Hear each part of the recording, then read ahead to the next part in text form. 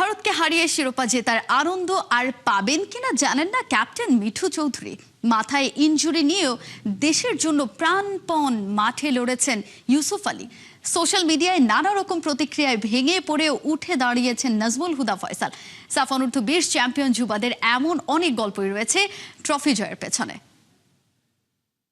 যখন ইন্ডিয়া হয় তখন আমার এবং আমার টিমমেটদের ভিতরে এমন কিছু তৈরি হয় যে ওদেরকে হারায় আমি ট্রফি নিব, এটা আমার জেদ ছিল। আমি বাংলাদেশেও বলছি যে ইন্ডিয়ার সাথে আমার খেলতে ভালো লাগে, আমি ইন্ডিয়াকে হারাই ট্রফি নিতে পারি।